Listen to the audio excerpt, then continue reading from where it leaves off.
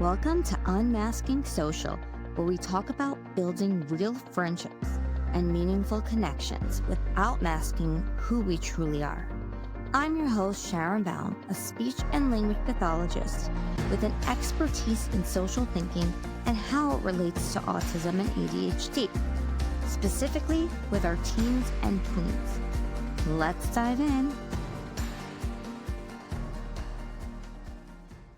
Hello, everybody, and welcome back to Unmasking Social. Today we have a great guest who is an actual changemaker in Lira City in Northern Uganda. His name is Enachu, Frederick Edmos. And Enachu and I have known each other for a little bit. We tried to record earlier, didn't work, but here we are back again, full circle in May, and big things are happening in Enachu's advocacy journey. So, Enachu, my first question for you is just when did you start thinking about autism and individuals with disabilities, and what made you really hone in on it to the point where now you're 100% dedicated it through Pure Wish Foundation? Thank you so much, Sharon, for that great question. And so much honored to be here and speak about autism and also Pure Wish Foundation Uganda. About your question, I first came across autism in 2002 when I was volunteering in a camp in our region. Because of the war in my region that happened, that took about 20 years. So I was a volunteer in the camp, and I saw how children with the autism disability were suffering in the camp, and they didn't have proper care. Their parents did not have proper knowledge of taking care of them.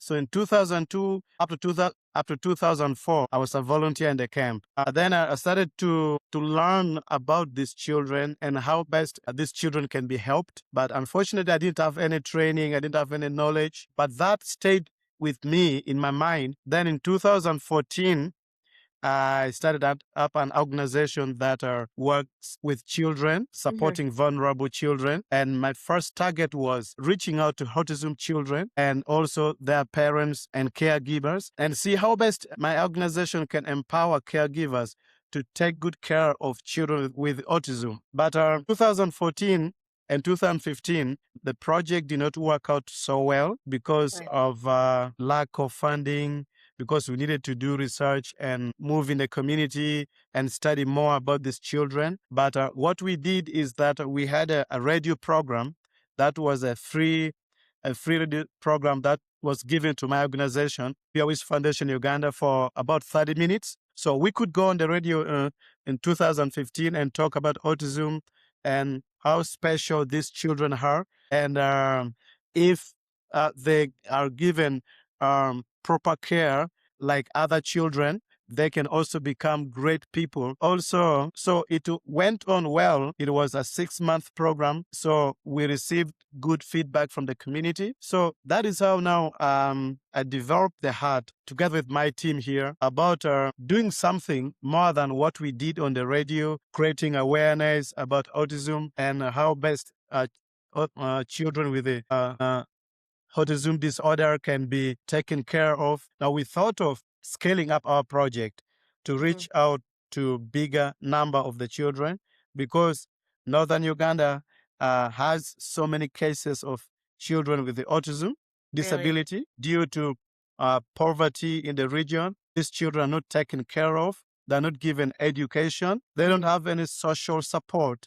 emotional support, no, all the basic support needed for a human being to grow and also live a social life like other people are not given to them. And unfortunately, we come from a cultural setting, a cultural belief that people believe that if a child is born with autism, that child is cursed, that child is demonic. That child is not considered a child in a family, is not considered someone who can grow and become somebody useful in the community. Is considered useless. So we realized that we needed to do a lot of mindset change program in the community. So in 2022, what we did is we started up a program where we could go to the villages and meet the stakeholders, the local stakeholders in the communities, and talk to them about autism disorder and how best they can convey the message down to the people in the community because we didn't have enough resource to move to every community, to reach out to everyone and talk to them. And we didn't even have now the opportunity of a free radio program that we had in Right. 2015. So we needed to Yeah. pay. Yeah. So we thought of doing a mindset change awareness program. Then also we realized that due to lack of funding, Yeah. we are not reaching out to the bigger number that we thought we could do. And then we also thought of coming up with an educational program because we moved around schools and we realized that these children are not in school. Mm. We did a simple study and we Mhm. sampled 35 schools. These are primary schools. I think in Europe or in USA can be called elementary schools. And Mhm. we realized that these children are not in school. In these 35 schools in the community, none of the children in school was found to be having autism disorder. So we Oh. realized that these children are kept at home, not with the proper care. So we decided to do a study on internet and find out if these children can be put in school, and if they had to be put in school, what are the things needed. So from there, in 2022, we did the community outreach and 25 last year.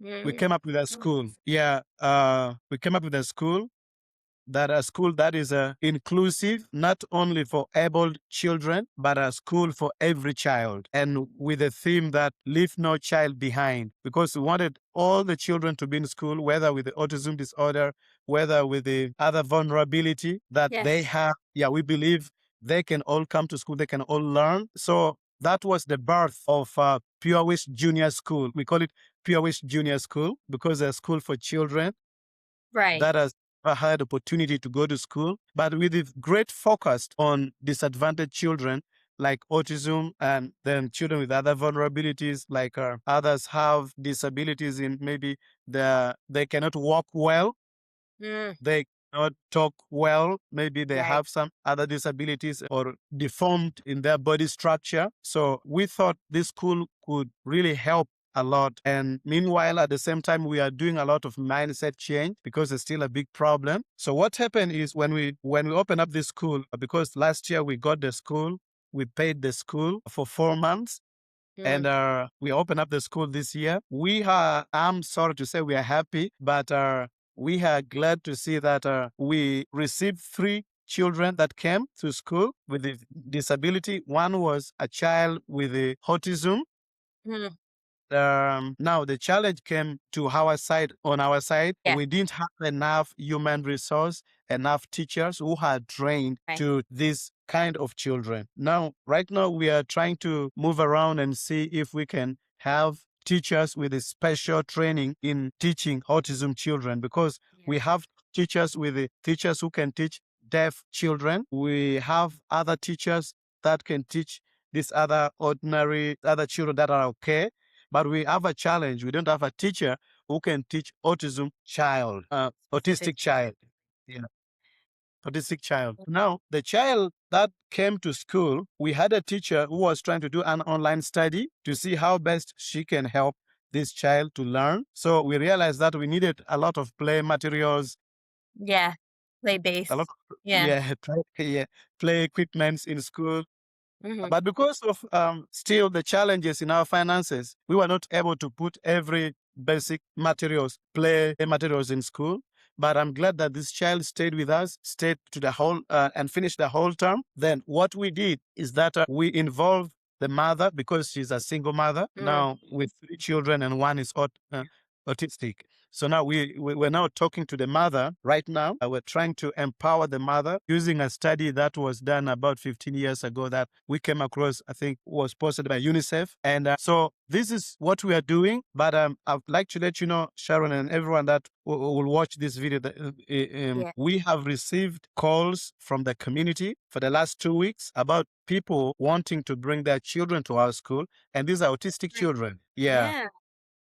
we feel like we don't have enough training, enough knowledge, but we are trying to do some learning on internet because we realize it's a problem. It's a problem in the whole country. We have teachers who can teach deaf children, blind children, but we don't have many teachers who are trained to handle autistic children. But we want to be the first organization offering education to children with it. So this is what we're doing, and this is how I came about the children with the uh, autism spectrum disorders. Way back when I was in the camp, I saw and I realized that something can be done to help them. Yes, It's thank you. fascinating. I mean, Enachu, thank you so much for explaining all of that. This is a long journey, and when we spoke last, actually, we spoke a number of times, but I knew that you had to be on here again because when you came the first time, right, things didn't work out. But when I had spoken to you originally, like the first time, we were so Yeah, excited together because the final touches were being put on the school, and now the school's finally open, and it's so great to hear that people are coming, and not only people are coming,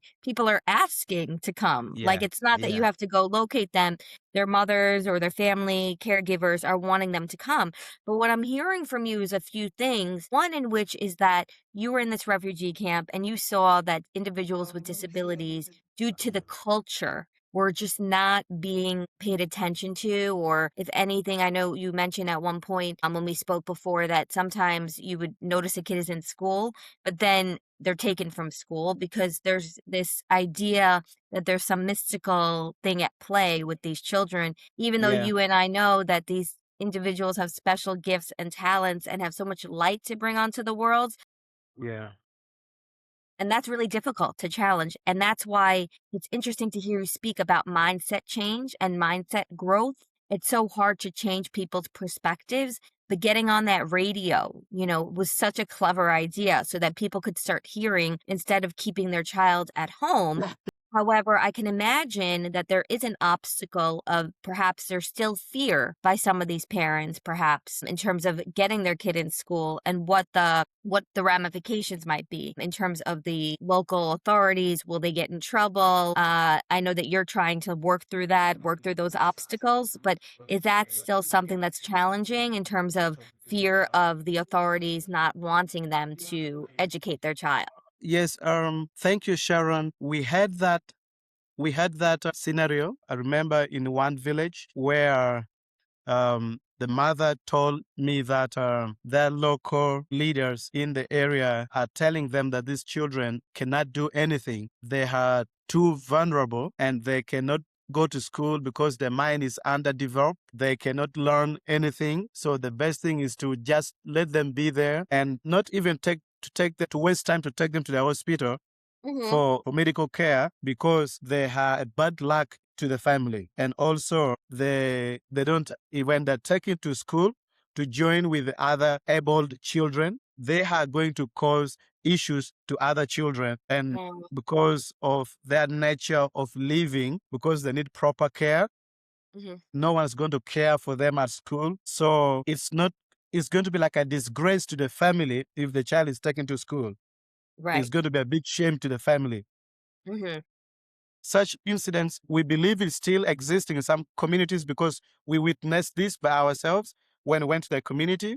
And that is why right now, we as the organization, we are trying to develop what we call um, child responsive engagement strategies.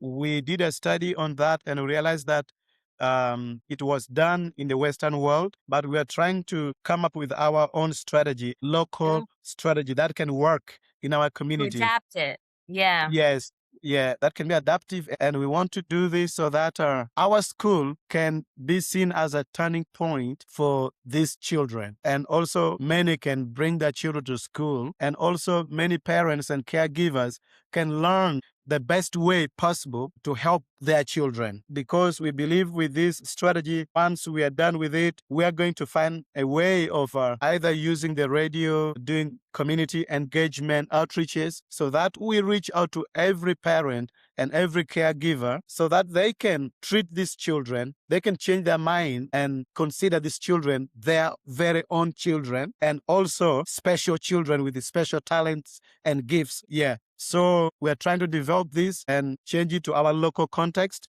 so that people can understand. And also with our experience that we have seen in the community, trying to integrate so that this strategy can work here. Yeah, this is Yeah. what we're trying to do. I mean, I think it's phenomenal just the fact that you're doing so much research. You guys should get a PhD at this point for all the research that you're doing because I think that what happens is that sometimes people get very comfortable, especially if you're in the education system for a long time. It's very Yeah, easy to just kind of go with the flow, not make any changes. And because of that, systems unfortunately fail because they're not adapting to a new reality. Even here yeah, in New York, right? Sometimes things are changing, things are rapidly changing, society is changing, right? Therefore, education needs to change. But that mindset growth is something that I relate to where it's very hard to change people's minds, especially when they have this fixed mindset of what things should be. And circling back to what you said about how you noticed all these individuals that were just being overlooked or treated like they were nothing, like second class, valueless, worthless citizens, and then allowing the parents to see that actually they do have these strengths. I think that's great. I think it's a testimony to how you're able to speak to parents, and your research is correct. I mean, all the research and all the things that I've observed working in the schools for the last 15 years is that parent involvement and parent buy-in is yes, probably the most important thing because they're only in school for a certain amount of time and yeah, then that's it, right? And then what's happening? Are they getting mixed messages at home? So it's quite challenging across the board because parents have different situations going on and maybe not enough time, maybe they're stretched for time because maybe they're working 3 jobs. So there's a lot going on. And you also yeah, touched upon something that, if you don't mind elaborating on, how you were so inspired at that refugee camp, right? And you have such a big heart. You have so much empathy. You want to help children at all costs. No pun intended, because you need funding. Is there something like just in your journey, like as you were growing up in Lira City? Because you grew up in Lira City, right? I spent um, of 12 years in my village Okay. because I came to my city when I was 12. Hmm. Right now, I'm 39, so I've been in the Yeah. city now. Oh, we're the same age. Yeah, We're the same wow, age. that's Yeah. great. Now I don't feel old. I feel okay now because we're the same age. Okay.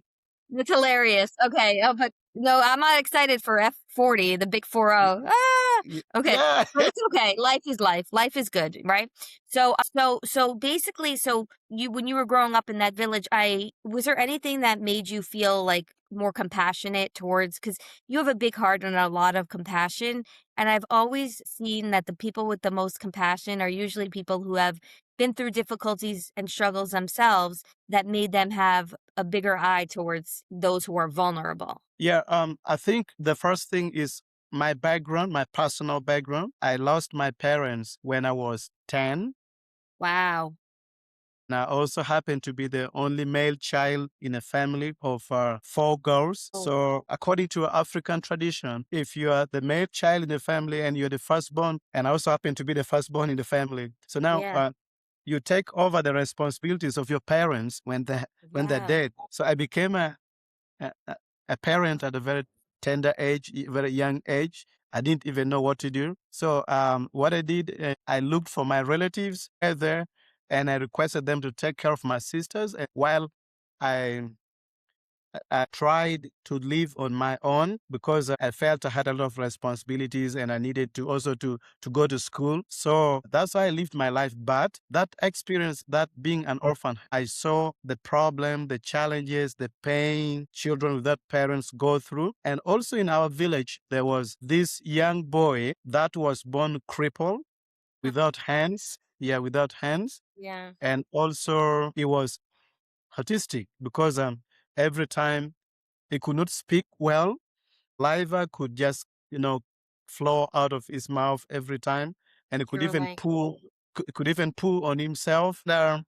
One time I was going to dig in a garden of another person for money because he needed money for my survival, so I could go to people's garden and dig and make some money. So I saw this child, this boy had pooped on himself, and he was just rolling on his poo, oh, and his mother was just looking at him, you oh, know, and is here dirty and is being abused by the mother, the very mother that gave birth to him.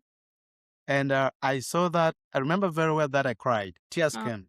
Of course, Yeah, Enachu. That's I can't imagine you not crying. I mean, you're such yeah, an empathetic person, and that sounds like such a difficult thing to watch, you know? yeah. It was a bad experience for me in my life. So when I moved to our city from the village, I was now 12 years old, and because I came to study, because there was an organization here that could help orphan children study. So I got opportunity to study for 4 years. That Oh, helped me to go through my. I do not know in US how it's called, but here we call it secondary education. Right from elementary, you go to right. And then yeah. middle school sometimes 6th to 8th grade, and then it sounds like high school, right? Before university. High school, Yes. maybe? Yeah. No, yeah, Or to go to high school here, you need to study for 4 years. From elementary, you go for 4 years, then you go for more 2 years. From 2 yeah. years, you go to college. So the 2 years like high school here. So Oh, it yeah, so I didn't go to high school. So, yeah, because I didn't have no opportunity, the money needed for the high school. right. Yeah, Right. So everything's expensive and nothing's given for free. I think people don't understand that here where yeah, I come from, right? Because over here, the government subsidizes certain things or pays for mm, public education or will try to help out. It sounds like over there, the government doesn't really give you money for education. So unless you no. have a lot of money, you won't be educated, correct? Lately, government came up with a program called Oh, free education for the government schools. But now the challenge that we have is because of the corruption in the country, government does not give enough money to these schools, or even if they give, this money does not reach the school, is eaten up by somebody somewhere. So now these schools end up being too weak and not good schools. So people don't like government schools because they're not good schools. You yeah, can go to that school and spend a lot of time there, but you end up getting nothing. So people prefer going to private schools, which is too expensive, but with a right. good quality education. So People complain about that here too. Like some people say, yeah, "Well, what am I getting out of public school?" You know, because it yeah, gets to get a bad reputation. Different. It's different, obviously, than when you are. yeah. But and then they feel like, "Oh no, should I change? Send my child to a private school even though I can't afford it?" You know? Yeah. So when I came to town in 2012, I joined school for 4 years. Every evening I could do some job to help me get some money for survival. Then after 4 years, I joined a volunteer service in the camp. Now I stayed. I could not get a good job because my education was not to the level of getting a job. So now later I joined a volunteer program in the camp. Then I served in the camp from 2002 to 2004. Mhm. Yes, and from there, I started building up, the vision for helping children, starting up some initiative to help children came, but I could not start it. So what happened is later I got opportunity to go to a Bible school, which was Uh, a free school. Yeah, nice. yes. Then I did a certificate and a diploma that took me 3 years. And then later I came back and started the organization in 2014. That's amazing. So you had a whirlwind of an adventure and you're only 39 years old. I Yeah, feel unaccomplished compared to you just because of all the things that you've been through, all the things that you've done. I mean, wow, like that's a lot. And it seems like everything moved really quickly, but also was all interconnected in the sense that one thing led to another. And now you're at the school, but it all came full circle to what yeah, really needed to be done, which is a specialized school for yeah, individuals who can come to school. And I think about what you said about finding individuals that specialize in each area, whether it's deaf, individuals with yeah, disabilities, individuals who are autistic. And the thing is that I think that there aren't enough schools like that just in the world where they mix a lot of different needs together, like yeah, somebody who's deaf, somebody who's mute, somebody who's autistic, somebody who's dyslexic, and put them together. And the thing is, I think there's something powerful in that. And some people may not agree with me. Some people like to yeah, separate and special, based on you're autistic, you're this, you're that. But there's something nice about being around people with different strengths and weaknesses, right? Like yeah. almost like it's a peer supportive environment, no? Yeah, what you're saying is very true because when we were told in the community by this mother of autistic child that the community leader said this child cannot be mixed with other children in school because of his disability. We also realized that it's a matter of mindset because like this one girl that is in our school, we saw how she's really adapting and she's learning because the other children, the other able children, realized that she needed help, and they're too friendly to her. Yeah. Yeah, they're Nice. too friendly to her, and they're helping her to catch up. Another challenge is that they cannot understand her speech very well. Okay. Yeah, yes. But we see them playing together. We see them running around the compound. You see, so that we realize is also helping this Hmm. child to also learn and feel special and loved by people. Because the first thing I think we want to do in our school is one, showing love to these children, Yeah. making them realize that they are also special like other children. If they can go to the same school with other children, they are then they are special too. Secondly, we don't want them to be discriminated because of that disability. You put them separate somewhere to make them Yeah. feel like they're useless, they're no human beings. That's not the picture. That's not the feeling we want to create. No, No. we want them to come and mix up with the people in a community. We want them to have the experience that everyone is having so that at the end of everything, they Yeah. can also feel bold. They can also feel accepted and they can also feel loved. And we think Yeah. by this will help them to build their self-esteem for Yes. them to 100. become, yeah, for them to become great in future. Yeah, and I think that's a Yeah. big thing, the C word, confidence, right? Like, a part of Yeah. this all is confidence. If it's individual is confident, they can accomplish so much, but if they don't have any confidence, it's going to limit them. And to feel empowered that they can support each other and knowing that they have different strengths. Like, they can look at someone who has a different struggle and say, "Hey, I Yeah. don't have that struggle. I'm strong in that area. I could do great things in that area. However, I can support this individual at the same time." And so I always love the idea of peer support because only peers can truly understand each other, I feel like. Yeah. I think that adults can only understand to a certain point. But yeah, so that brings me to the next kind of portion of this. So I know there's a lot going on in terms of trying to build the school, and you are setting up so many things for these children, like in terms of accommodations. Are there any specific accommodations that you can speak to that you found helpful in terms of individuals with the mobility issues, individuals with the social issues, autistic communication, whatever it may be? Were there any like ways you designed the building so that everyone is accommodated given the Yeah. resources? Yes, thank you, Sharon, for this great important question. When we took over the building, like I said, we rented it. We realized it was built for not for disabled children, not for children with disabilities. We realized it was built for abled children, so we changed the design. Yeah, the all of 2000 from October, no, from August to 2015, we spent all from August 2015 and 25 to December 2025, we spent it on redesigning the building. And what we did, we put a ramp on every door, every single door connected to the veranda, to the porch, so that a child with a disability can access the classroom That's easily. amazing. Yeah. And also, we went to the toilet. Then we also put the same ramp on every toilet door so that they can also access toilet with the help of staff that we have employed. We call them matrons. Mhm. These are women that we employed from the community that helps. Their work is to help children access anything they want to access that they cannot access by themselves. So now we even made it clear to them that one of their responsibilities will be helping these children with the vulnerabilities, with the disabilities. So now I'm so happy that these two women are doing great job.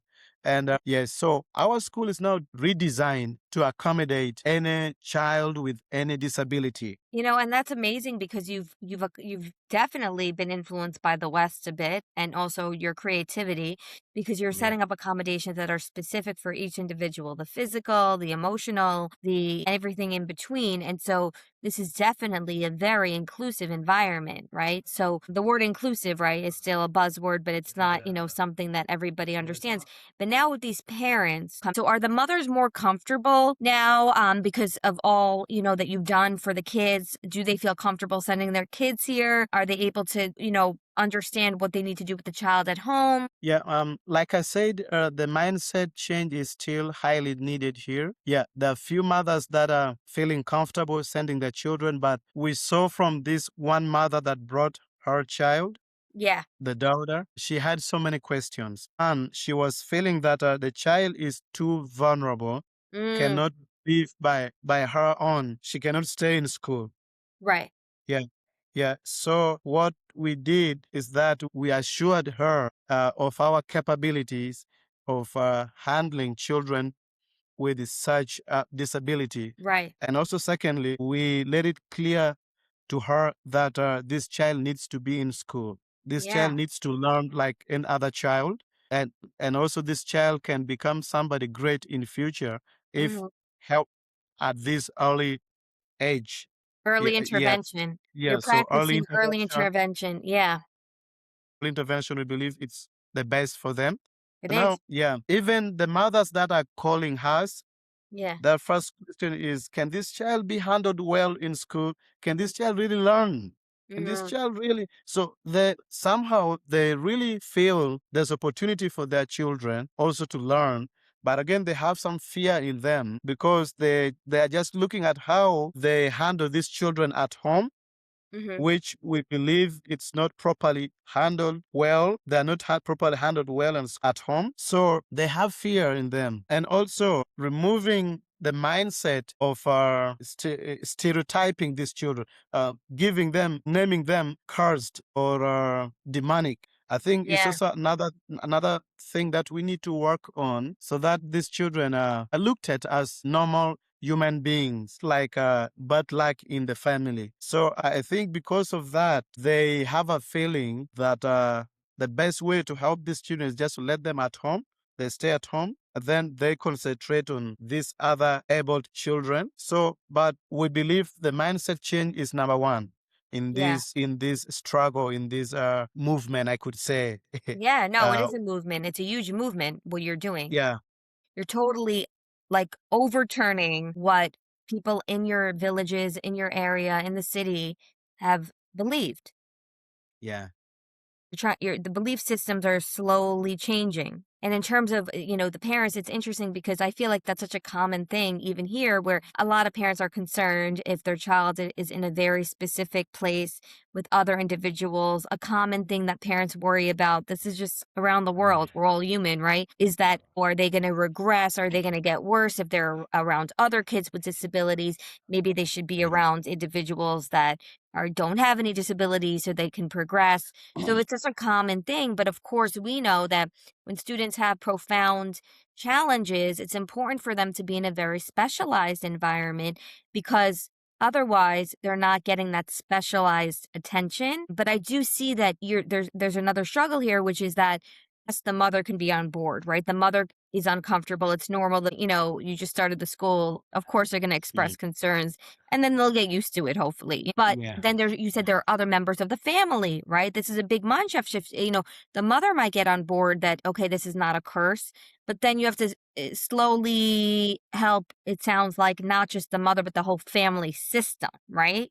So that yeah, seems to be yeah, extraordinarily challenging, right?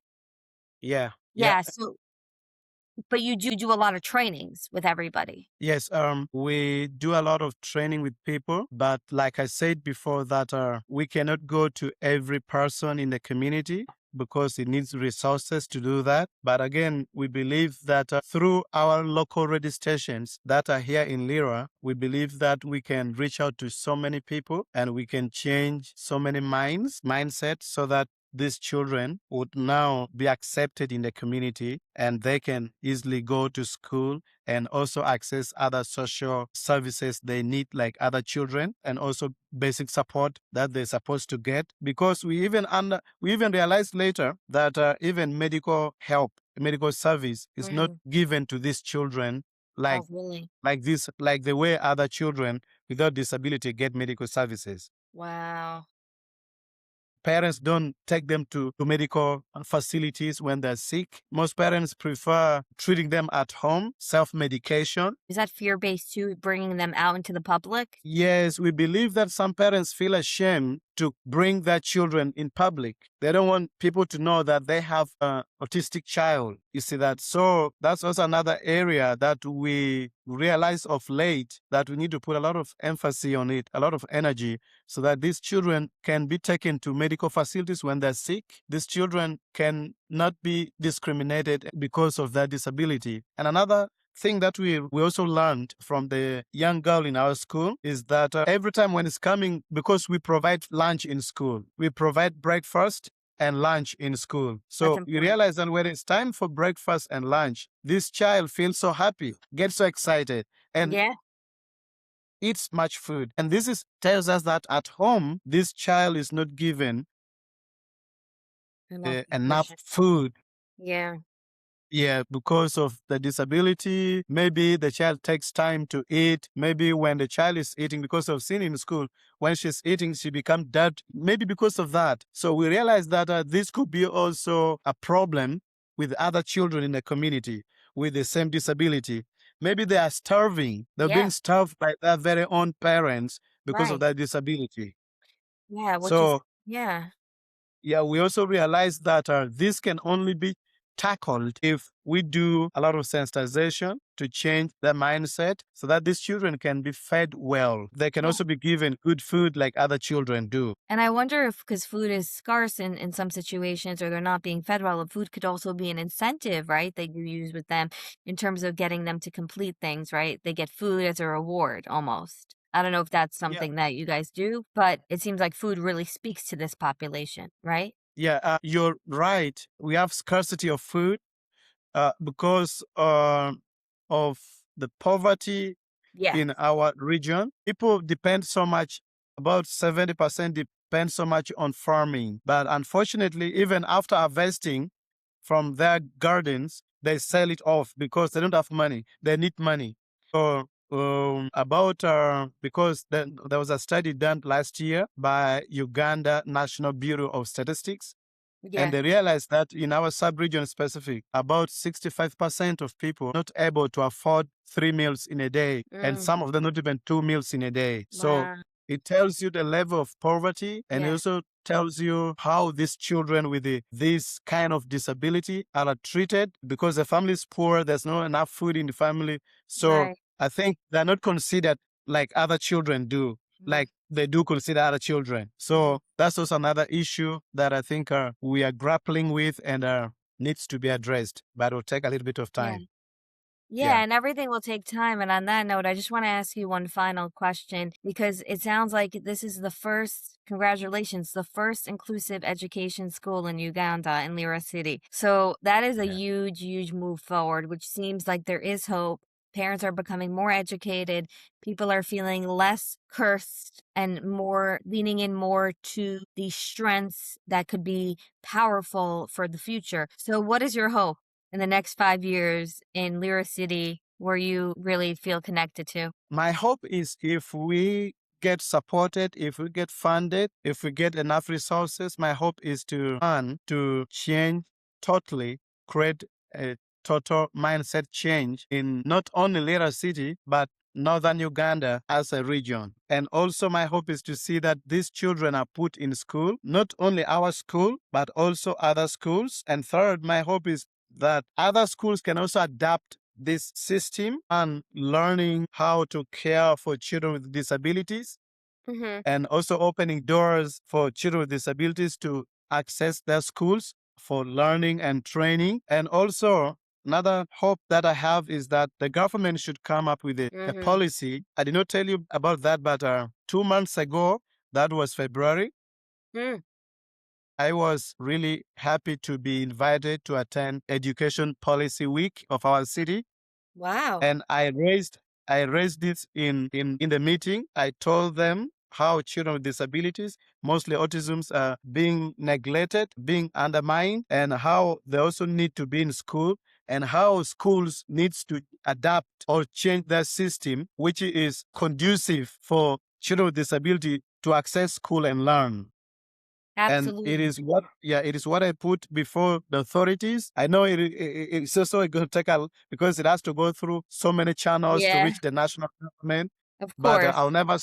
I'll not stop talking about it. Any opportunity that I get to meet these stakeholders, I'll keep telling them about this. So my hope is that all the schools, whether public school, private school, my hope is that they open doors to these children. And another hope that I have is that government should come up with a training program for teachers to learn skills on how to handle uh, children with disabilities, because we have very few teachers, and from these few teachers, many of them are teachers that can teach deaf people, they can teach blind people, but they're not able to teach children with the autism. Right. So I think government need to bring a training for this kind of children also. And you do have hope that the government will slowly start to do that, right? Yes, I believe one day this thing's going to change. The government will do this. So are you ready to open up your next school yet?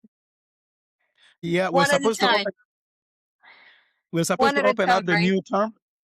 Yeah, we're supposed to open up the new term on 25th of this May, but right now we have the challenge of renewing our rent for the school. And then we also have a challenge with our water.